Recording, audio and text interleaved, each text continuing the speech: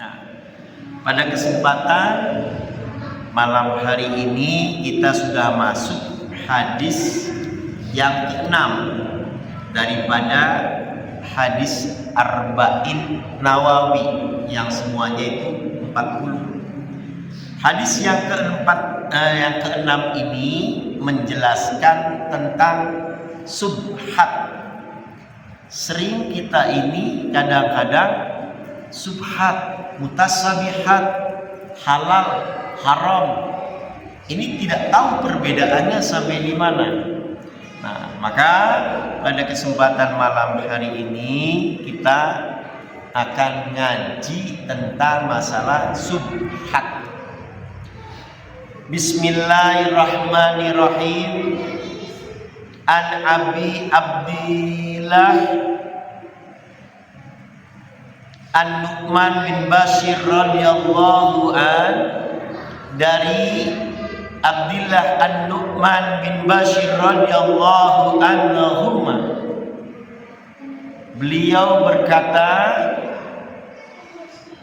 sami'tu Rasulullah sallallahu alaihi wasallam yaqul, bahwasanya Nabi Muhammad sallallahu alaihi wasallam bersabda,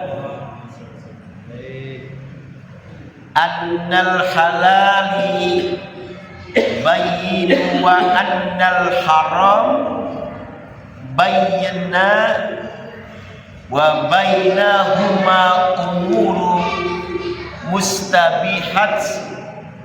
Kata Rasulullah Muhammad, sesungguhnya yang halal itu jelas dan yang haram itu jelas.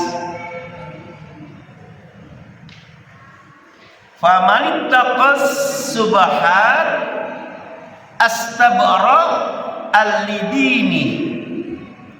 Dan di antara keduanya itu ada perkara subhat. Jadi antara haram ini halal, di tengah-tengahnya ini subhat.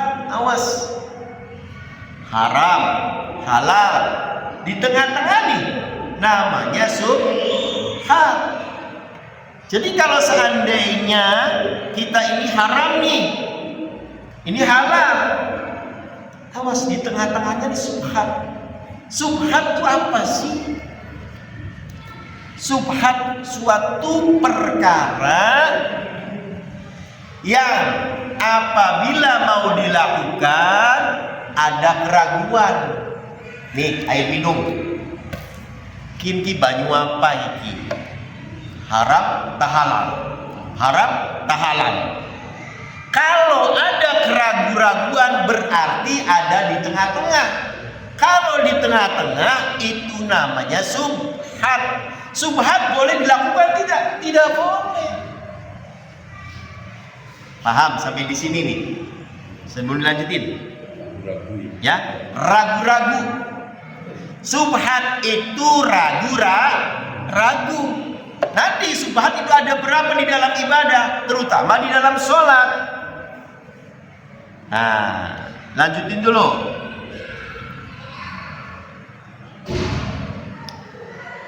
Wa man waqa'a fi subhati waqa'a fil harami karo iyar'an haula himayu sik ayarta'afihi. Nah, yang tidak diketahui oleh orang banyak yaitu barang siapa yang meninggalkan perkara-perkara subhat, dia keterbebasan untuk agamanya, kehormatannya maksudnya, ya. Nah, lanjutin dulu. An yarta'a fihi ala fa inna likulli malikin himma ala wa anna hamallahu maharimuh ala wa inna fil jasadi mudghah idza salahal jasadu kullu wa idza fasadal jasadu kullu alla wahiyal qalbu. Jadi Kalau seandainya kita ini memakan yang subhat, nih dengerin.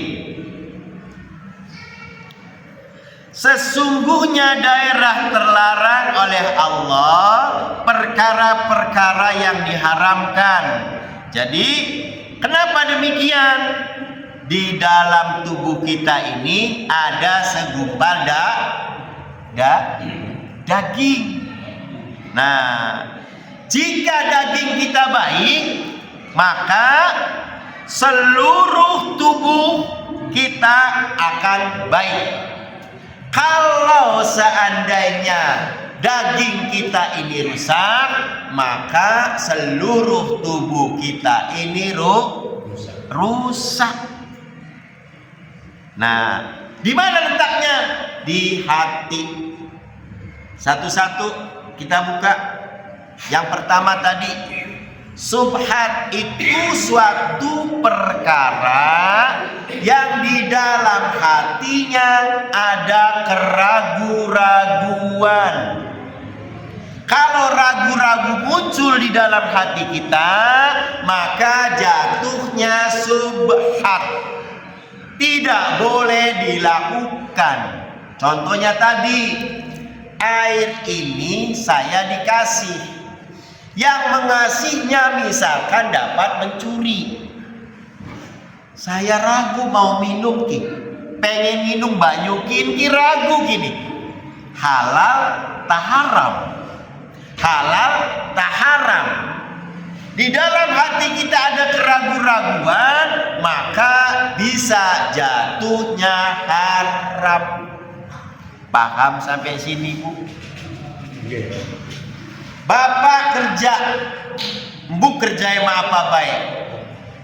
Tiba-tiba hari gaji mah dipai, honore dipai, tapi anak duit maning sing beli weru tekai singdi dina kening kita nakon.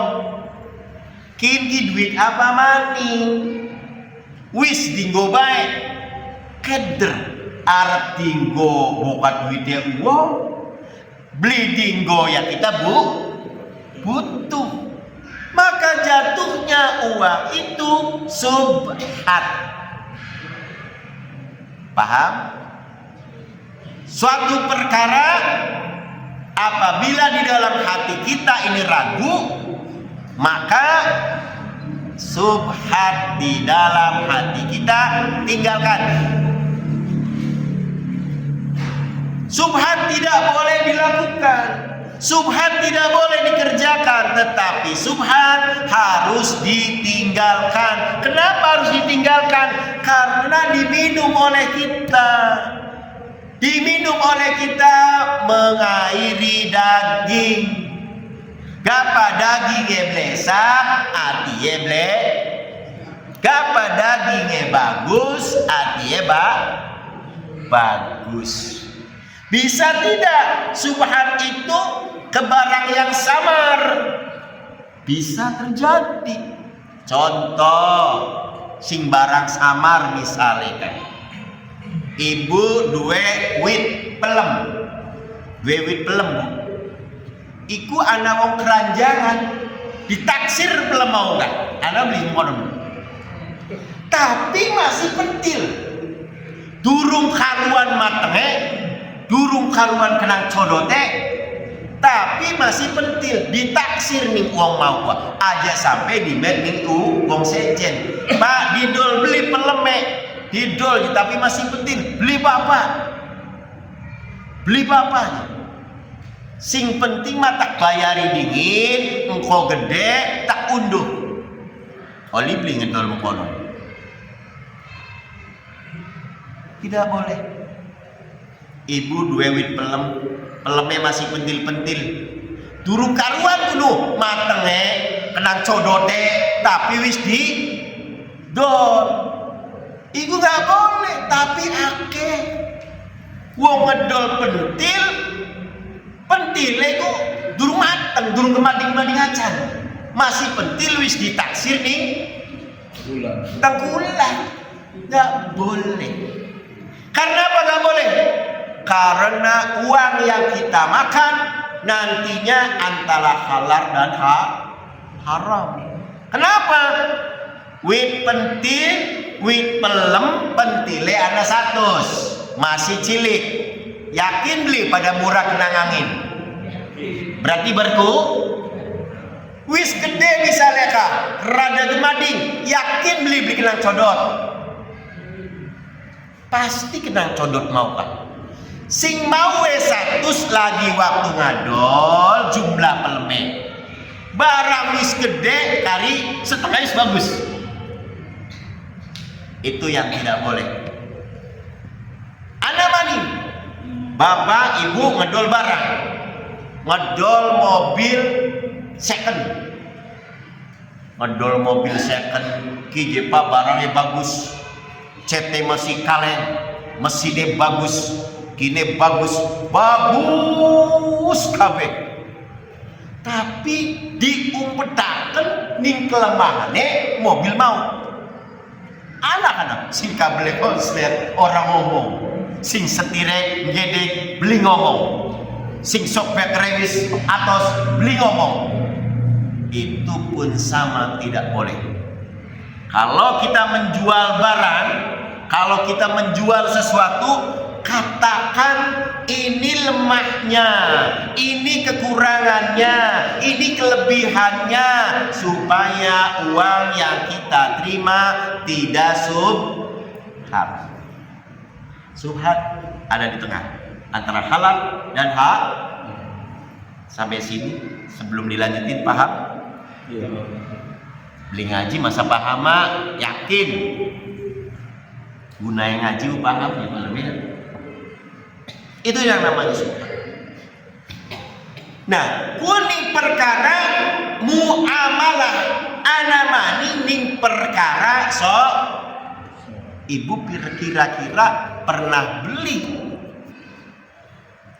pada saat ibu mengerjakan sholat ada was-was, ada keraguan-raguan, ada mutasabihat. Pernah beli?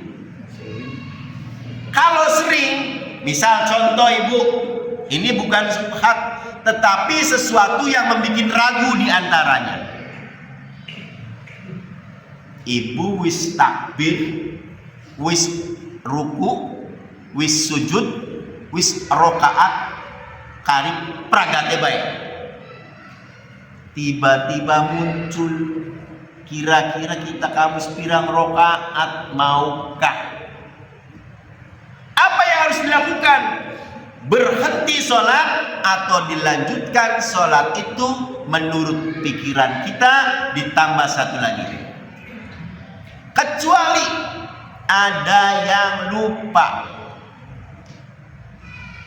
Contoh, ibu sholat isya dewekan ning umah, begitu sholat isya ibu wis kabeh patang rokaat, wis telung rokaat. Begitu wis telung rokaat, ibu langsung mikiri sing beli-beli. Kita ka pragat apa doloro? Kalau seandainya kita ini kurang satu, jarang mau mikir lebih siji kita kayak mah. Jarang. Kurang kayak mah kita kira rokaatnya kah? Dilakukan atau tidak?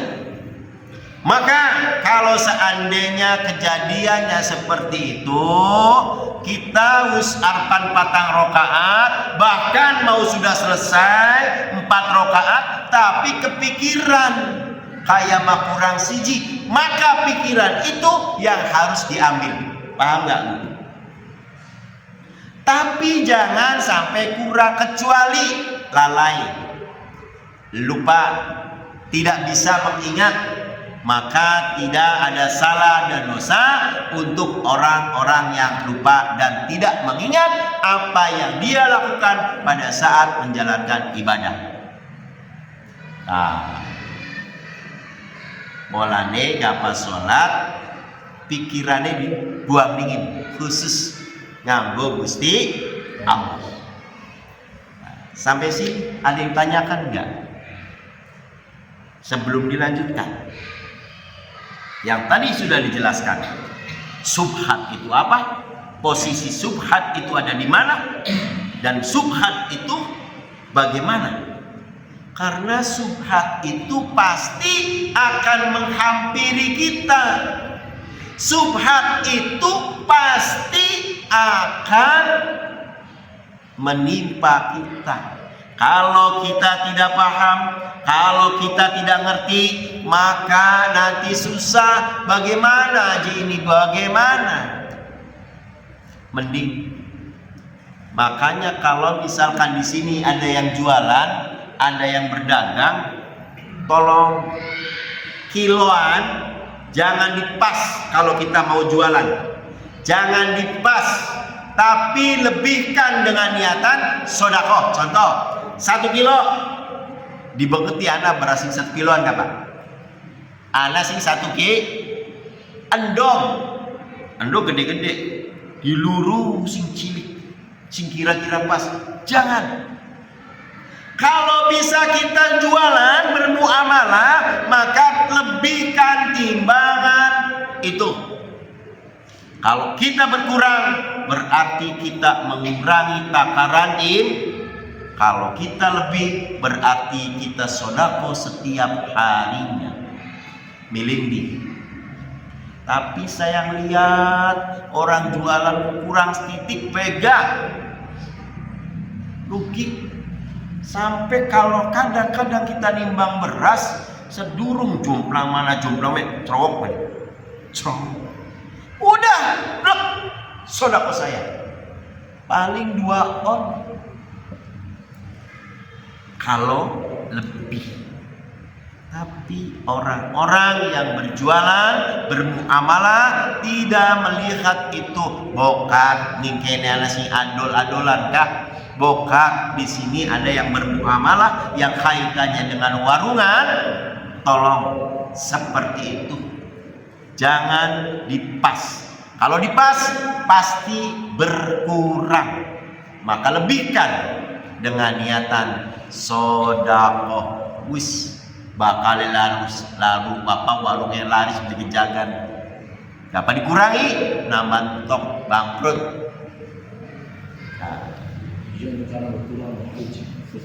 Ya, karena yang namanya timbangan beda-beda. Saya punya timbangan di rumah, ini punya timbangan, sok pada bagus. Kenapa? Dulu Pak ya, dulu barangkali zaman bapak-bapak ibu-ibu ada nggak mendengar nggak di balai desa ada tera? Tera itu mengukur timbangan. Biasanya di kelurahan. Hampir setiap bulan yang orang jualan dikumpulkan, itu namanya timbangannya, dikumpulkan di kelurahan, di desa, di keluar, di tera, dicek, disamakan. Sekarang nggak ada.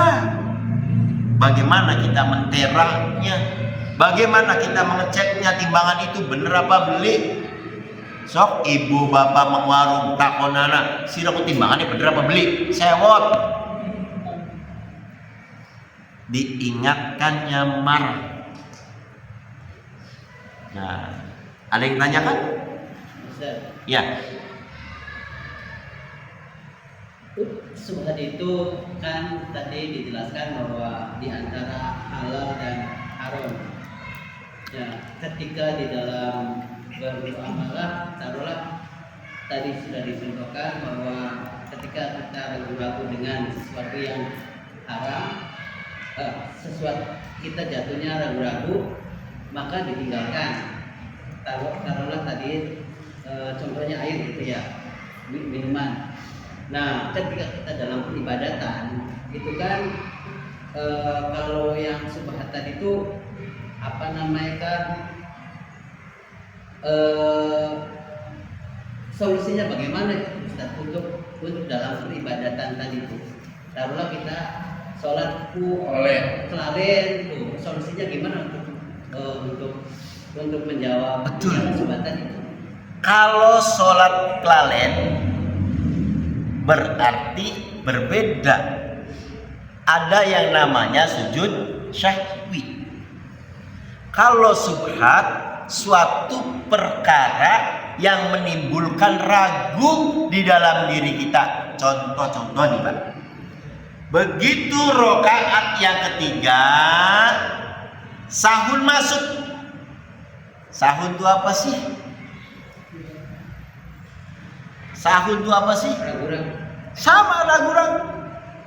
Lalai. Sahun itu sesuatu yang enggak baik ketika masuk di dalam diri kita. Begitu takbir naik, begitu takbir yang keempat terakhir nih, kita sholat terakhir mau rokaat yang terakhir, misalkan sholat isya, mending kalau ada imam berarti kita ikut wong kadang imamnya bega pakai pikirannya salah. Jangankan kita yang di sini, maaf, di Masjidil Haram juga pernah salah. Karena apa? Manusia itu tempatnya salah, tempatnya khilaf. Kembali, begitu di dalam sholat ada keraguan-raguan, kita ini sholatnya begitu kita mau salam, kita ini udah keempat rokaatnya, tapi beli ketiga nih kepapat, padahal urusannya kalau awak dewe. Batin berkata, jare sebelah kanane papat, jare sebelah kiri papat, maka timbul keraguan-raguan. Apa yang harus kita lakukan? Sebelum sujud sahwi, awas, nanti ke sujud sahwi. Kalau seandainya keraguan-raguannya ini keraguan-raguan jatuh, harus dilakukan apabila jumlah rokaat kita ini belum mencapai 4. Ternyata kita sudah mencapai 4, tapi ada sahun, ada keraguan-raguan, misalkan ada di tengah-tengah, nanti sah tidak sholatnya, maka lakukan 1 rokaat lagi. Beda kalau dengan kaitannya, kalau dengan kekurangan atau kelebihan pada saat kita ini tahiyatul akhir, kita ini ingat, maka kita harus sujud subhana man la yanamu wa la yashu. Paham ya? Paham nih? Awas, kalau kekurangan, kelebihan di dalam diri kita muncul, maka di akhir tahiyat akhir sebelum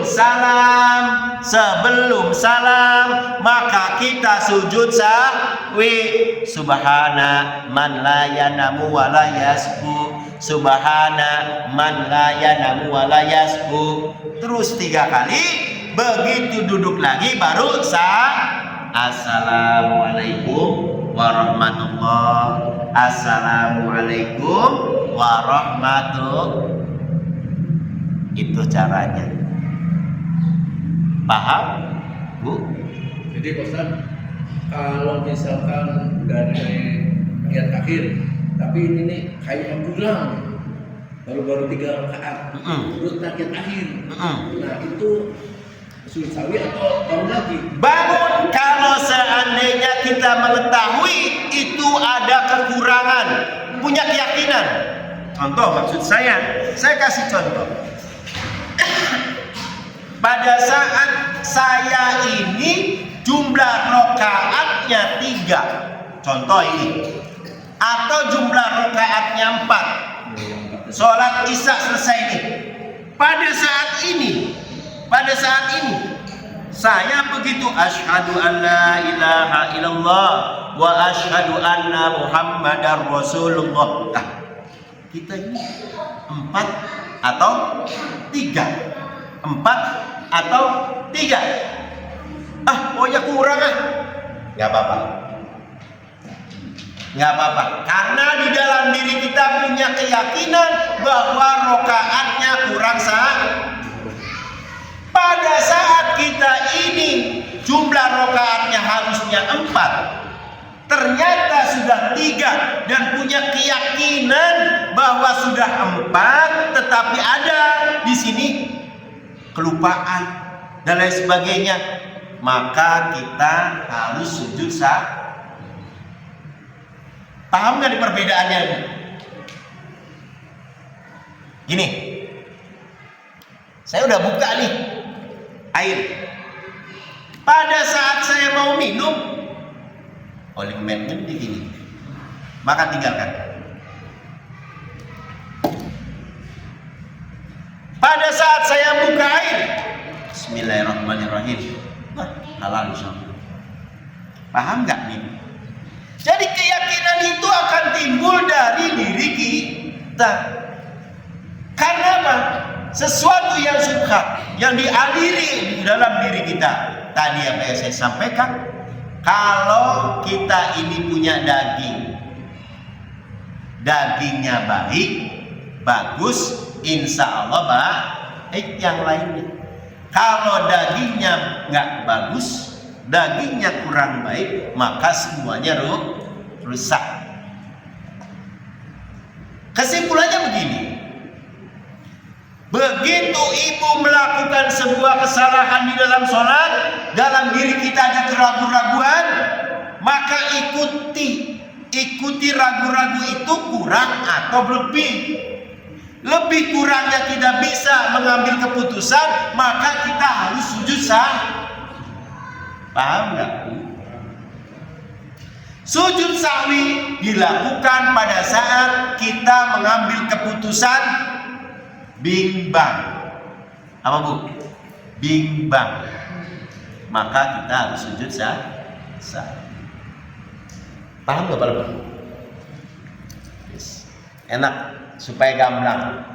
Jadi sayanya menjelaskannya seperti itu, ibunya, bapak-bapaknya dan adik-adiknya cepat memahaminya. Iya. Kalau ibu mondok, kapan waktu dek? Nah, padahal sayanya lama gitu mondoknya. Misalkan, padahal saya lama ngajinya. Nah, saya sampaikan. Ada lagi? Syukur kalau misalkan udah pada pinter. Ada lagi Pak Lebih? Yang kaitannya dengan subhat? Yang tadi ketika kita memakan sesuatu yang subhat kan kaitannya dengan segumpal darah gitu ya. Ya. Apabila darah itu baik maka baik semua anggota badannya, apabila darah itu buruk maka buruk semua anggota badannya. Itu tuh artinya bagaimana? Artinya kita kalau memakan sesuatu barang yang subhat kita makan, hati-hati. Karena apa? Karena akan menjadi daging akan menjadi apa? Menjadi darah mengaliri daging lari ke hati. Maksudnya itu, kalau kita mengambil barang yang halal, insya Allah baik. Maksudnya kalau kita ngambil barang yang haram, itu insya Allah kurang baik. Kenapa demikian? Kalau kita ini memakan sesuatu yang subhat, maka hati kita akan rusak. Ya. Ada yang belum paham?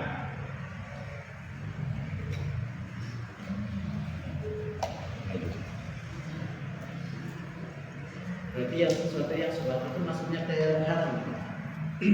Subhat ku ana di tengah-tengah. Barang yang subhat tadi udah saya jelasin, ana di tengah-tengah antara haram dengan tapi akan menjadi haram manakala nih kita ada keraguan-raguan. Kalau nggak ada keraguan-raguan, insya Allah halal. Tapi dalam diri kitanya karena ada keraguan-raguan, maka barang subhat ini bisa menjadi haram. Tuh, bisgamblang. Air aqua yang saya terima, saya nggak ada keraguan-raguan sama sekali ketika saya minum aqua itu. Karena apa? Saya yakin aqua itu halal. Tapi kalau seandainya saya di dalam diri saya ada keraguan-raguan bahwasanya aqua ini haram atau halal, maka jatuhnya haram. Paham? Jadi ketika kita menerima sesuatu ini, berpikirnya wis aja jelimet-jelimet sing endi barange, apa oli nyolong, apa oli sing di haram ke halal, nah, akan subhan nanti. Paham? Itu. Jadi ulangi, barang subhan atau sesuatu yang subhan ana di tengah-tengah antara halal dan haram. Tuh. Ada lagi, Mas Heru? Ini Pak Haji. Ya. Jadi kondisi di mana kita berada, posisi contohnya di hutan Pak Haji ya. Ya, hutan belantara. Belantara, tidak ada makanan. Sedangkan yang kita bawa hanya babi Pak. Ya. Nah itu tuh kan itu kan haram Pak. Ya. Karena tidak ada makanan lain. Itu seperti apa tuh Pak? Pangan beli ini malah. Makan beli kalau enggak. Iya. Nggak ada makanan. Selama ini Mas Heru makan daging menteh, ayam misalkan. Ya. Haram apa halal? Halal. Halal. Kata Mas Heru halal. Itu batang bukan? Sementara batang itu haram. Bisa terjadi. Kembali lagi tadi. Sesuatu apa yang kita makan, kata Nabi, selagi ada yang halal, janganlah kamu memakan sesuatu yang haram. Paham nggak? Ternyata di hutan belantara adanya babi. Apa babinya dipangan urip-urip, apa disembelih, apa dimasak? Cari sesuatu yang halal terlebih dahulu sebelum kita memakan yang haram. Ada nggak di sini kudugen pengen kapal ada bercangkrang? Dulu orang tua kalau menyembuhkan anaknya, kalau menyembuhkan gatelan, kadal kan, buaya, biawak, sate biawak padahal sate kelinci, sampai daging anjing itu dimakan. Karena apa? Supaya gatelannya sembuh. Kata Nabi padahal janganlah kamu memakan barang yang haram kalau masih ada barang yang halal. Ternyata tidak ada lagi katanya. Adanya babi yang bisa kita makan. Kira-kira boleh tidak? Dalam keadaan darurat. Boleh tidak kira-kira? Yang menjadikan babi itu haram bagaimana sih? Kenapa babi itu haram? Karena di babi itu banyak mengandung penyakit, terutama cacing pita. Paham nggak? Jadi bagaimana hukumnya? Misalkan kita ini mau makan daging babi karena tidak ada lagi, Allah tidak akan memberi sesuatu kepada hambanya dengan hal-hal yang haram. Tergantung hijrah kita. Hijrah kita kalau nyarinya babi akan dipertemukan babi. Kalau hijrah kita mencari sesuatu yang ada dan halal, ini akan ketemu yang halal. Bagaimana kalau darurat? Berbeda kalau tidak tahu. Kita semua di sini jalan-jalan. jalan-jalan ke Jakarta atau ke daerah-daerah yang banyak Nasraninya. Ternyata di sana ada prasmanan. Prasmanan itu dagingnya daging babi. Kita enak makan aja daging babi, konon lebih enak daripada daging. Pak lebih udah ngerasain. Jadi paham, daging babi lebih enak daripada daging sapi. Berarti Pak Lebe sudah merasakan daging sapi. Belum tentu. Sapi belum tentu gimana? Sapi. Ya, sapi. Iya. Ila darurat.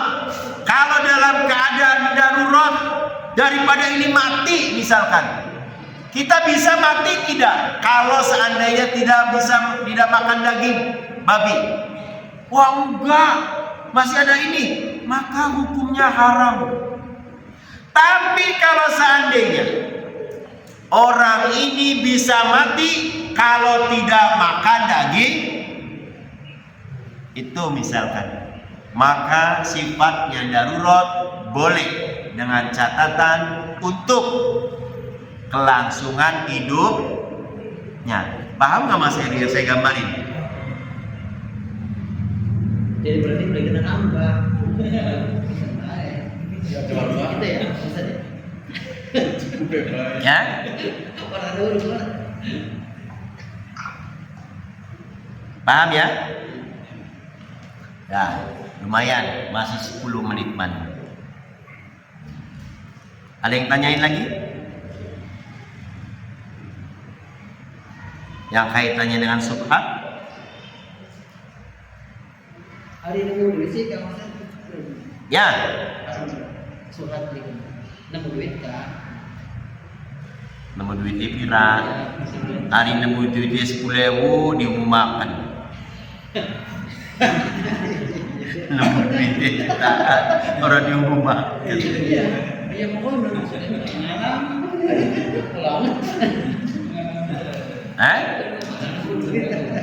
surat apa? Apa tuh? Kalau seandainya, ya, seandainya begini, langsung kesimpulan saja, ya. Jadi kesimpulannya begini. Yang pertama kesimpulannya, subhat itu sesuatu perkara antara halal dan haram.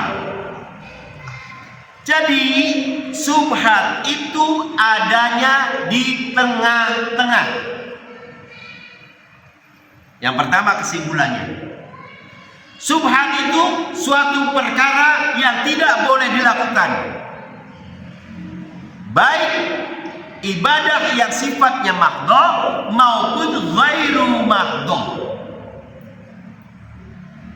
Jadi subhat itu adanya di tengah-tengah antara haram dan halal. Awas, subhat itu ada di tengah-tengah antara halal dan haram. Satu, paham ya? Yang kedua, apabila kita dalam keadaan darurat di hutan tadi, sementara kita tidak boleh memakan daging babi, apa yang harus kita lakukan?